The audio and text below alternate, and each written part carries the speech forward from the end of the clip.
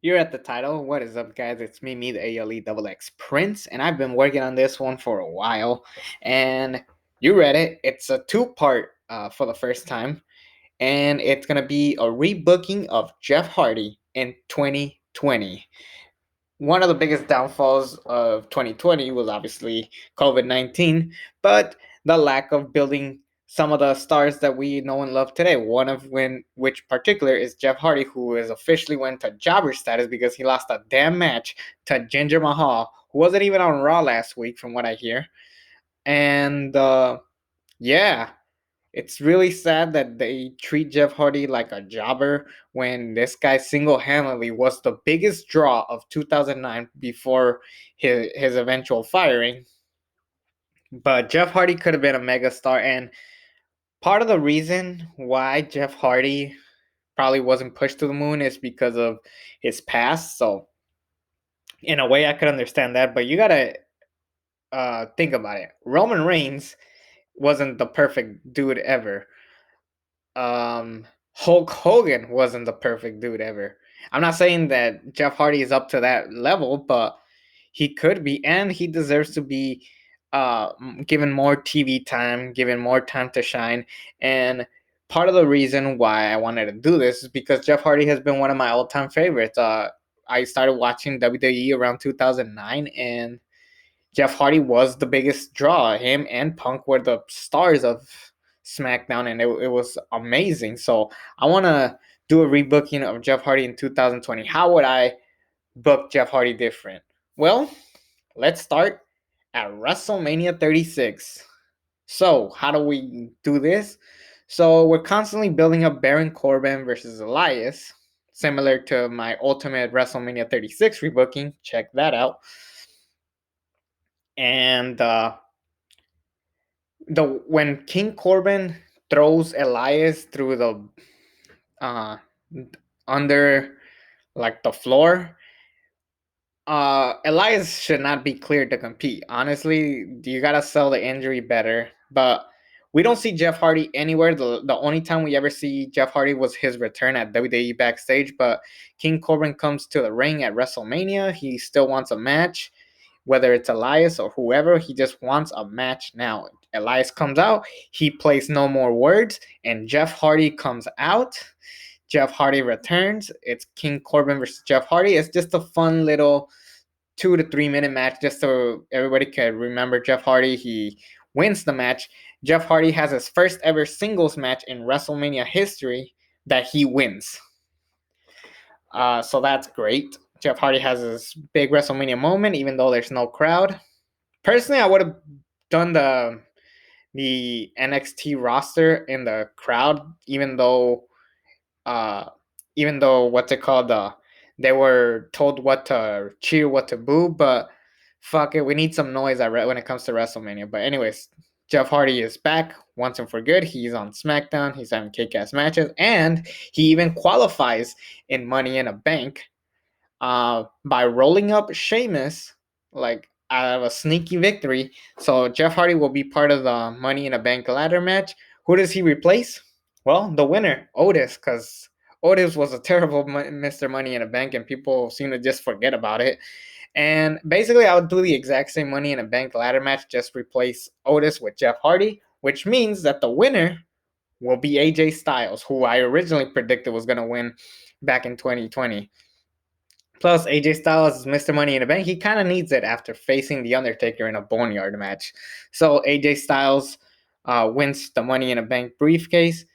Because AJ Styles is on Raw and he is Mr. Money in the Bank, he said, who's to say I could cash in on the Universal Championship, which will explain why AJ Styles goes to SmackDown instead of that stupid people can go to SmackDown, people can go to Raw only 3 times if they wanted to. So that will explain why AJ Styles is on SmackDown, because he decides to move himself to SmackDown since he is Mr. Money in the Bank and he's thinking about cashing in on the Universal Champion.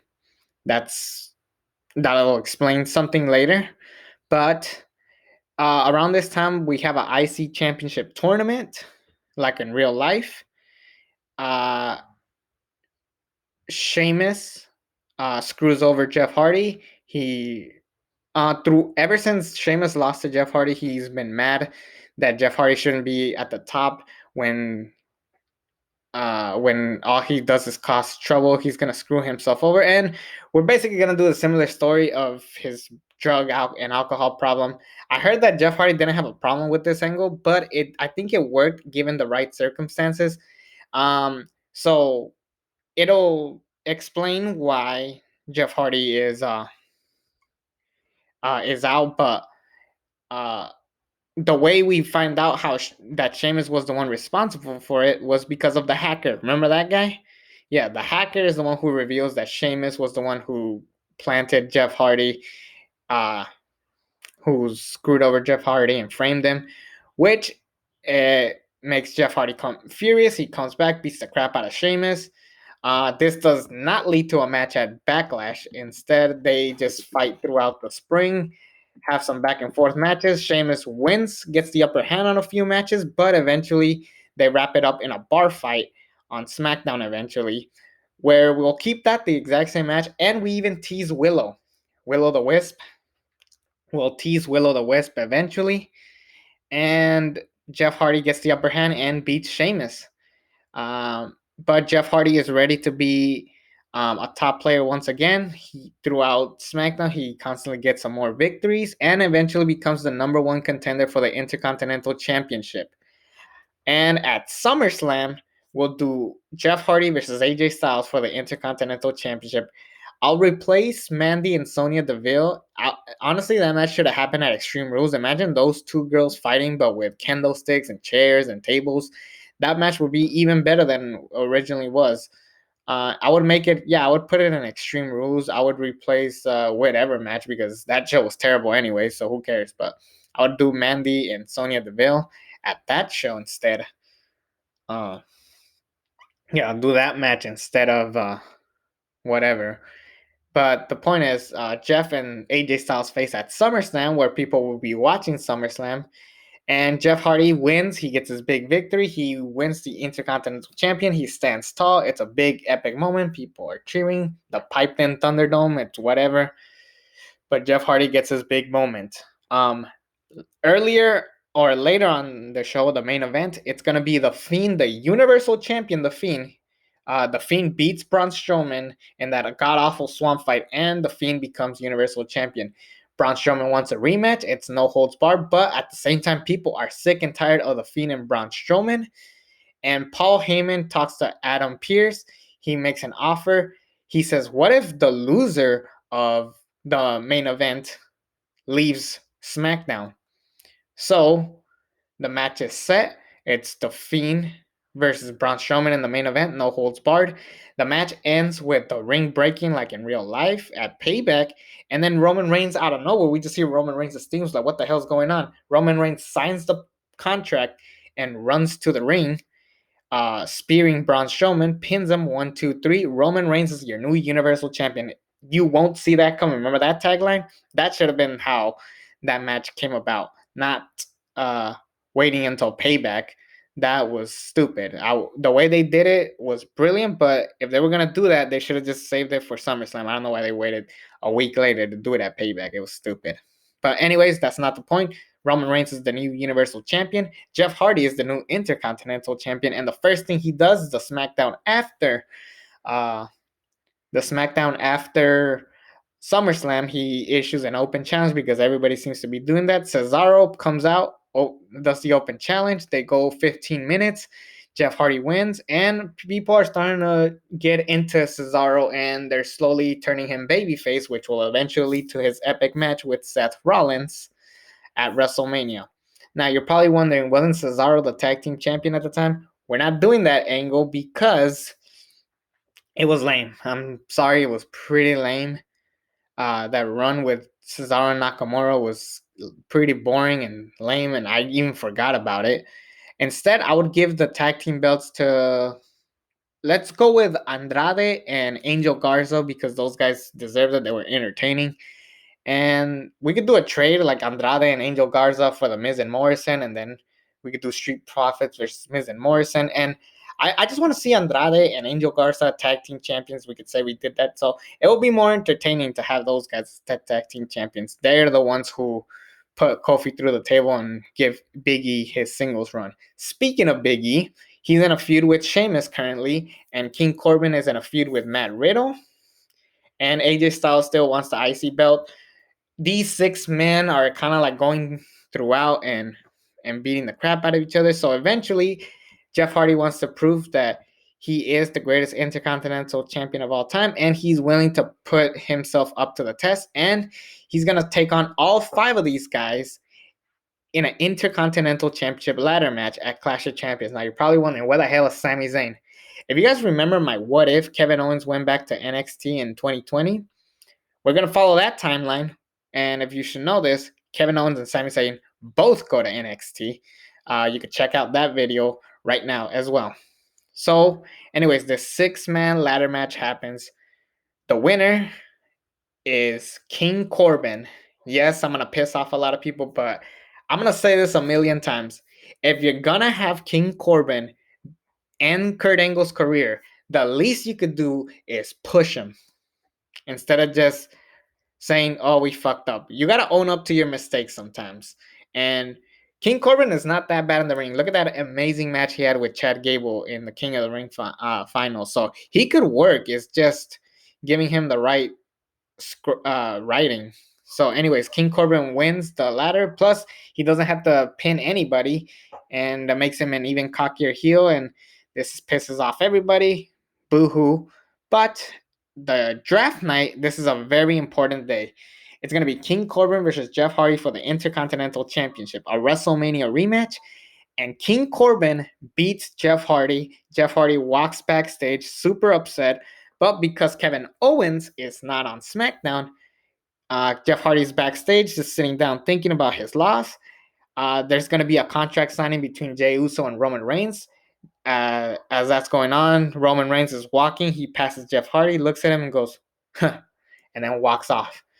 And basically, at this point, Jeff Hardy is furious. The next night he cuts a shoot promo about how he was at one point the top player on SmackDown, and he promises that he will continue to be the top player on SmackDown. So he wants to be the next Universal Champion. This is important because Jeff Hardy is not going to SmackDown. Now, if you're probably wondering what the hell happens to the Intercontinental Championship picture, around this time, Daniel Bryan returns.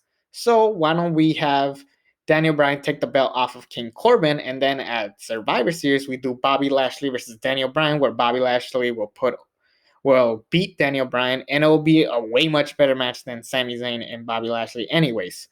So, and Daniel Bryan can honestly be a great workhorse intercontinental champion, fighting guys like Cesaro, Grand Metalik, all the guys he's always wanted to face. Apollo Crews, he could even help out Drew Gulak, all of these guys. So keep that in mind.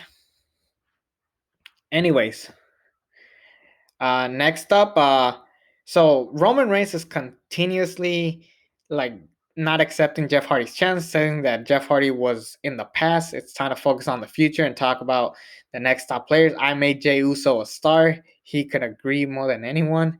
And Jeff Hardy says that I'm not in an old watered down version of myself. You're just a coward to face me. And eventually, down the road so after Survivor Series, Jeff Hardy finally gets an answer. Roman still refuses until Jeff Hardy beats the crap out of him with a chair. They're just beating the crap out of each other. And Roman Reigns grabs the mic and says, "Fine, Jeff, you want me? You want the Universal Championship? It's on." Roman Reigns, Jeff Hardy, TLC in a TLC match. Bring your A game, Jeff. And sure enough, at TLC 2020, instead of Kevin Owens, it's Jeff Hardy. And Roman Reigns beats Jeff Hardy with the help of Jey Uso. So just like in real life. And I think it will be a great match. I think Jeff Hardy could still work TLC matches. He's not completely old to the point that he can't do shit, but this will be a great match, I guarantee you. But anyways, because Jey Uso helped him, Jeff Hardy doesn't feel like he has done it all. So on Twitter, we'll see a video on Jeff Hardy's Twitter saying that Jeff Hardy saying that Roman Reigns needed help from Jey Uso, but I didn't need help from anyone, and he challenges him to a rematch on SmackDown. So the next SmackDown, it's gonna be Jeff Hardy versus Roman Reigns in a steel cage match, just like it's gonna be that Christmas episode that got a shit ton of ratings up. That's gonna be a very important episode because imagine that. Imagine the name the numbers that episode of SmackDown drew. Imagine how much bigger they will be knowing that Jeff Hardy is gonna be in it, because everybody knows who Jeff Hardy is, and people are getting to know who Roman Reigns is. So the numbers will be even bigger. But it's Jeff Hardy, Roman Reigns. They open the show in a steel cage match, and Roman Reigns wins yet again. Oh, and I forgot one more added stipulation to that match. If Jeff Hardy loses, he leaves SmackDown. And honestly, around this time, Jeff Hardy is older, and he just had a TLC match. He had countless ladder matches. He was a workhorse IC champion. And naturally, he would probably get injured around this time. So, unfortunately, Jeff Hardy would get injured around this time, which means he'll probably miss WrestleMania 37. But I do have a plan for him in 2021. But that video will be ready for another time.